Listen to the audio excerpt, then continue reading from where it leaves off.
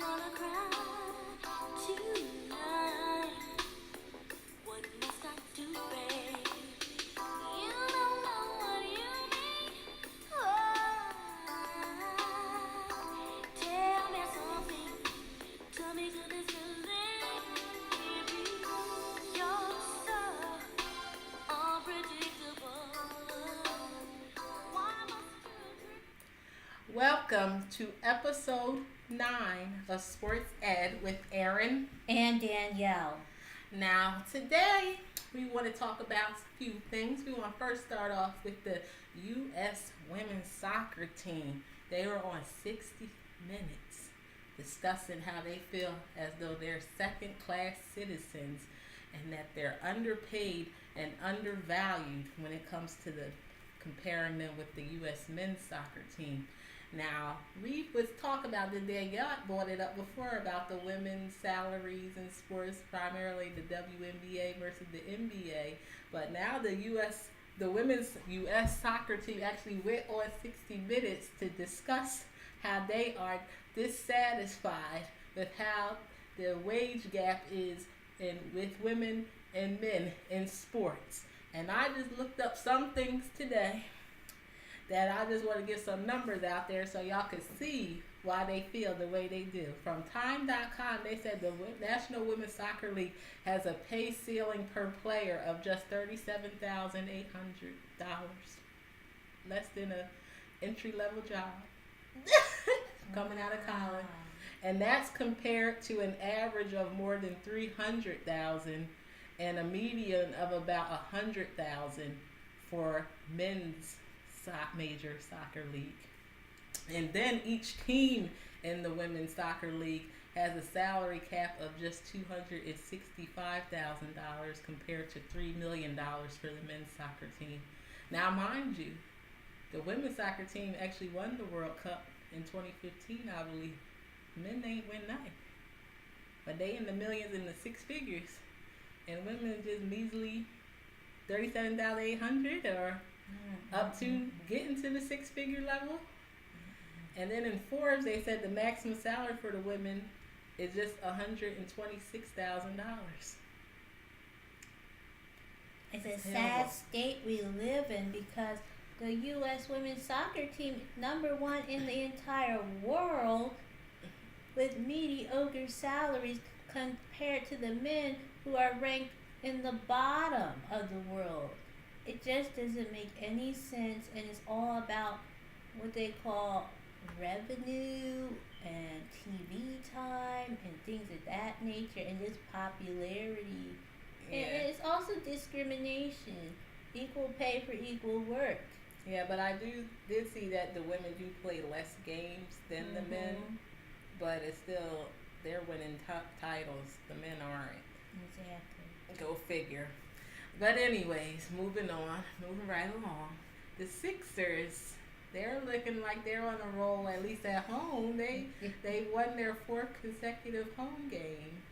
And Joel Embiid, we want to keep on saying, he's doing his thing. Mm-hmm. Now, as far as, I know Brett Brown, the coach, he said he's looking forward to Joel Embiid and Jahlil Okafor playing at the same time, but he's saying he has to understand what's going on with their whole process. The reason why Joel Embiid has been dubbed the process with his little nickname, because Brett Brown was saying yesterday, I saw they wanted asking him about Okafor and Embiid playing together. So I don't think Jahlil Okafor can play any other position other than the center position. I don't know if you noticed, but he seems really slow, and that he doesn't play any defense, and all he does is score points. He doesn't even really rebound. So I don't think Jahlil might be on a team.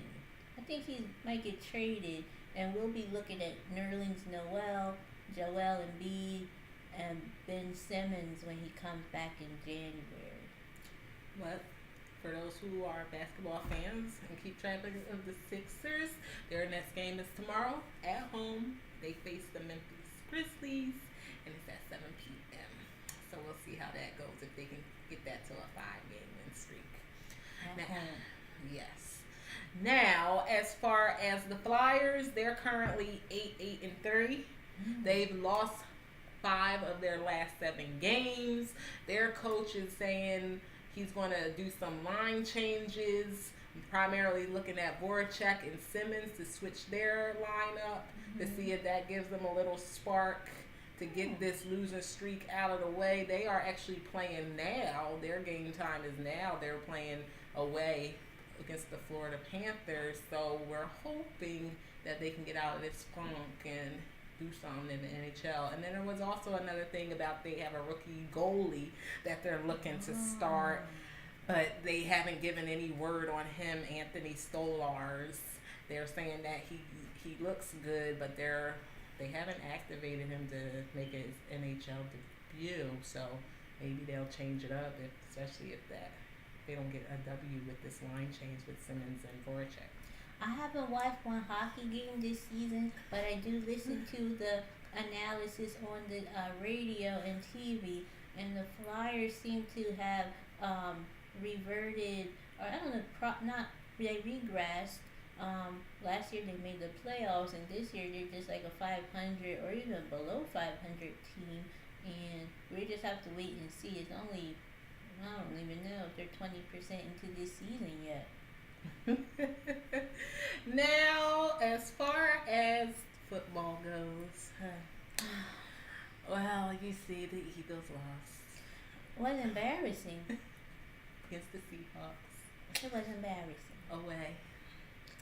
15-26. Yeah, I don't really have no words.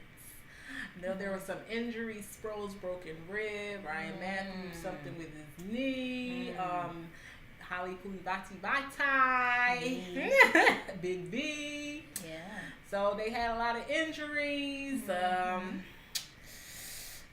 Wide receivers Aguilar. Oh my God. What a dramatic man. He went on a I don't even know, a psychotic or a psychological woe is me type of thing. He pulled a Kanye. Well, not as bad as Kanye, but I mean, he took responsibility for dropping the ball, not lining up when the coaches were on the sideline gesturing, yelling, and he still never looked. And Zach Ertz had scored a touchdown on that play, and it was just ridiculous. And they were questioning, why didn't Doug Peterson just call timeout? And Doug Peterson said he just didn't feel the need to call a timeout at that point in time, even though he knew that the play was going to be called back. I mean, Aguilar all year has been doing dumb things on the field, making excuses. He finally take responsibility, and now he needs to get a shrink, a sports psychologist. I don't know if they're going to sit him for the Green Bay game or what, but he definitely cannot play football in Philadelphia. He cannot take the heat. He is soft, and I just don't know if he's an NFL caliber player. And they activated wide receiver Paul Turner from the practice squad, but they haven't given a word yet whether or not he will be playing and active for Monday Night Football with the Packers. And speaking of the Packers, they suck. They're obviously. really bad. They're not looking good at all. They're not looking like that Super Bowl caliber not at team. All. So hopefully we can get the W Monday night in Philadelphia. Because if you look at the rest of the NFC East, they won their games. Cowboys won again. They set a record. Wow. 9 straight wins. Ezekiel Elliott what is his name? Tony Dorsett? Was that who he broke rookie record for Cowboys? Yeah, so they winning. Redskins winning, Giants winning. They're in the what do you call it, the wild card league to get the wild card. I mean, we're still in it, but come on. In the hunt, but they would be actually in it if the season was over. How it is. Yeah. So as far as the good matchup, as far as we'll be seeing come week 12, right? Week 12, so Thanksgiving, Turkey Day. Yes, and speaking of Thanksgiving and Turkey Day, Danielle has some positive stories she wants to share in the Thanksgiving festivities. So, Cam Newton, former MVP, current quarterback of the Carolina Panthers, has decided to feed 800 underprivileged children in the city of Charlotte. And guess what? It includes their families, not just the kids, their families. A massive Turkey Day celebration. And also, they're going to get dinner to take home. So they're going to eat there, and then he's going to give them dinner to go. So it's like these players really do give back to their communities. And this is the 4th time he's done this. It's called Cam's Thanksgiving Jam. And that was something where he gets the kids, he gets celebrities, they just, they're serving food, and he just gives back, even though, he has his on the field antics and things like that, but he's still a good guy to the children and the people in the Carolina area. So that's a positive thing. Mm-hmm. And speaking on that, we're going to keep on with the Thanksgiving theme. Our You've Been Educated segment has to do with Thursday night football and Thursday football games in general, but in the essence of Thanksgiving, where did Thanksgiving Day games come from? So I did a little research, and I'm just going to go. The National Football League is from Wikipedia, not WikiLeaks. Wikipedia. The National Football League on Thanksgiving is a traditional series of games played during the Thanksgiving holiday in the United States. It has been a regular occurrence since the league's inception in 1920. Wow. Currently, the 3 NFL games are played every Thanksgiving. The first 2 are hosted by the Detroit Lions and the Dallas Cowboys. And that's every year. Those teams play. Every year. Yeah. Every Thanksgiving. Every Thanksgiving. The first 2 are, as I say, and the third game has no fixed opponents. It has been played annually since 2006. And actually, it was only just the 2, the Lions and the Cowboys, who hosted games. Mm-hmm. But the Kansas City Chiefs, they actually lobbied and petitioned heavily for a third option because they said other teams want to get involved with the Thanksgiving day game tradition. So they were actually the first team that got to be the third game option back in 2006. Now, with the introduction of the primetime game, which effectively allows all teams in the league an opportunity to play on Thanksgiving, along with the introduction of a year-long Thursday night football, ensuring all teams have one Thursday game during the regular season. It negated any on-field advantages or disadvantages having been selected for Thanksgiving, because there was controversy that Cowboys were always winning if they were at home. Detroit Lions didn't have a good record, so why do people want to? Yeah, why do people want to see them on Thanksgiving? So they're pretty much saying Thursday night football being year long, every team has the opportunity to play Thursday night, and of course Thanksgiving is on a Thursday, so every team has the opportunity to get that Thanksgiving Day. Otherwise, you would just be stuck seeing the Detroit Lions and the Dallas Cowboys every year.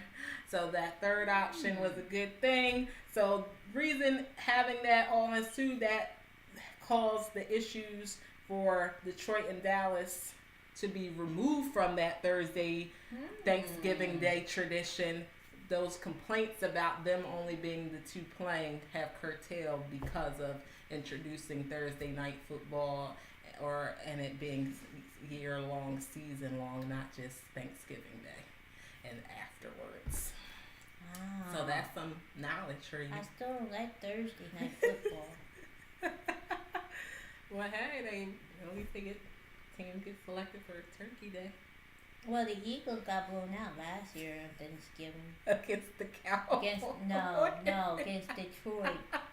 And With Detroit. The other year before that, we won against the Cowboys, right? Yeah. The year before yeah, that, we we beat blew out the Cowboys. That's right. Yeah. That's I'm right. glad we're not playing this year at Thanksgiving. Yeah, but there you go. That's some knowledge for you. And we pretty much done with what we want to say. We did it in record time. It was short and sweet. Yes, so we wish Happy Thanksgiving, Happy Thanksgiving. to you and your family. You. God bless you. Be thankful for all you have, especially life. Absolutely. Bye-bye.